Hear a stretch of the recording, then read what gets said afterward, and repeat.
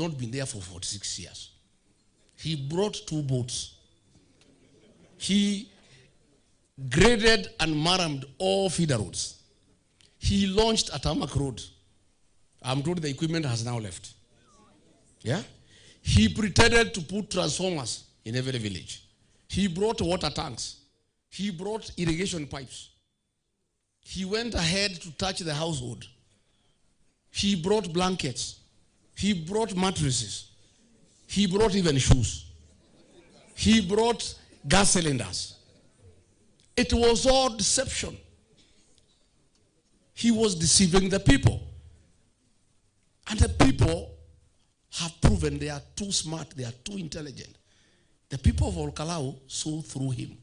And they wondered, if all these things being done, why is it not being done in the neighboring Oljororok constituency?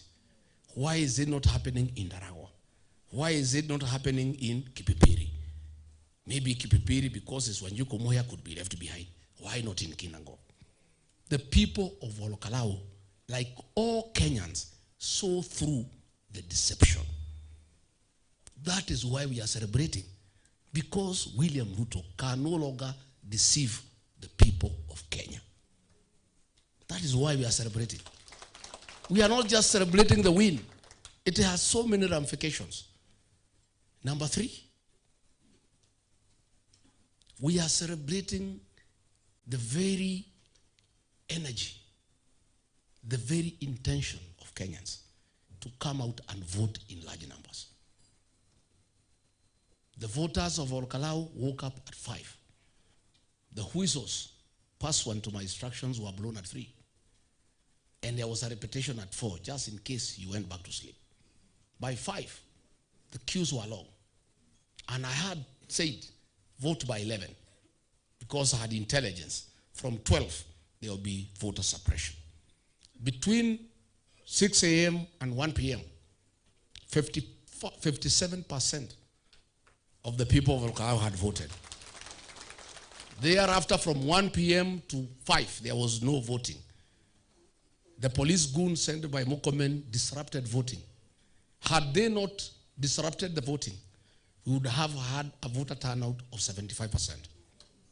So what this election means and why we are celebrating is that next year, especially this mountain, I have no doubt in my mind, we shall get a 98% voter turnout. That is why we are celebrating. Again, we are celebrating because we had been sowed fear that William Ruto will steal elections. He'll compromise IBC. He'll bribe people. He'll use goons. He'll use police to steal the election. Why we are celebrating and will continue to celebrate for the next 1 year is that ordinary persons from Kalou stood up to police goons with AK-47 assault rifles and M16 automatic rifles and tear gas and machetes. And they said no. People voted and remained in the polling station and protected the vote. When the police goons sent by Kipchumba became too rough, and we realized that they wanted to disrupt the counting, Senator Medho, the team leader, sent word. And the people on their own looked for rocks. They felled trees and barricaded the polling stations that no goon, armed or not armed, could get anywhere near the polling station. And the people stood firm until the voting was the counting was complete, and organized themselves and escorted the ballot boxes to the tallying center.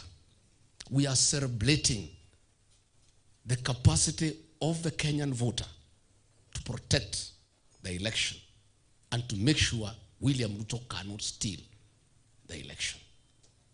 So when I heard them wanasema kwa nini watu wanakuwa kama kuku moja imetaka mayai, no, it's not the win. It's the implication. And we are saying now The people of Kenya who want William Ruto to go are welcome to Kalou to do benchmarking on how to protect an election. The people of Kenya are welcome to Kalou to benchmark on how to steal money from Ruto that he has stolen from Kenyans. And there is nothing wrong stealing from a thief. There is no problem conning a conman. Because William Ruto is a conman. The people of Kalou conned him for 90 days. Lakini tumeambia sasa waokoke warudi kwa mambo yao. That is why we are celebrating. It's a victory for the Kenyan voter that it is possible to take stolen money, blood-stained money, dirty money, and still stand firm and exercise your democratic right in accordance to your conscience without being influenced by monetary gains. It has been proven that fake development projects meant to incite voters, to con voters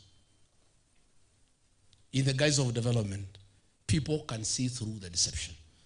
In a nutshell, William Ruto has been unmasked by the people of Kalou. And that is why we are celebrating. So, mimi niseme nikimalizia.